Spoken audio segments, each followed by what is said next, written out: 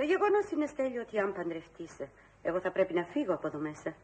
Φυσικά δεν μπορούμε να ζούμε tous ensemble. Αλήθεια, θα την πάρεις αυτή την κυρία? Ποια κυρία? Τη Μελαχρινή. Ή μήπως είναι Ξανθιά?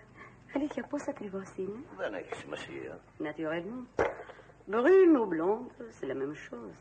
Oui, γιατί όχι. Αλήθεια, Στέλιο, πώς έτυχε και την αγάπησες? Να σας πω.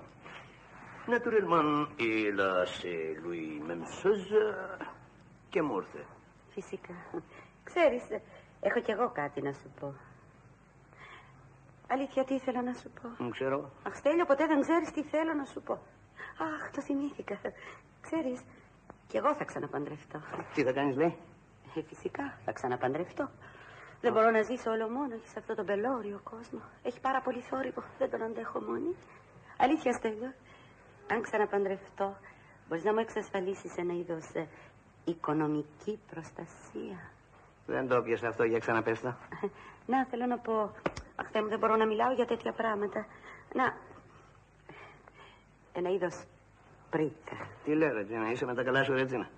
Να μ' αφήσεις να πάρεις άλλον και να σε πρικίσω και από πάνω. Pourquoi pas? Και εσύ θα ξαναπαντρευτείς? Pourquoi pas, ναι, πάνω από το κεφάλι μου. Αλλά εγώ δεν σου ζήτησα πρίκα.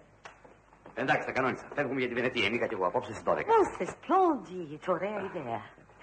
Στέλιο, όλα μα καλά, Τα δικά σου πάνε καλά. Τα δικά μου πάνε κατά διαόλου. Γιατί? Θέλει να ξαναπαντρευτεί. Ποιος? Κυρία, πού είσαι? Μου ζητάει και πρίκα και από πάνω. Είπα Φλωρά. Ναι, γιατί όχι, Ανδρέα μου? Νομίζω ένας γάμος αυτή τη στιγμή θα με ανανεώσει τρομερά. Δίρτε λίγο.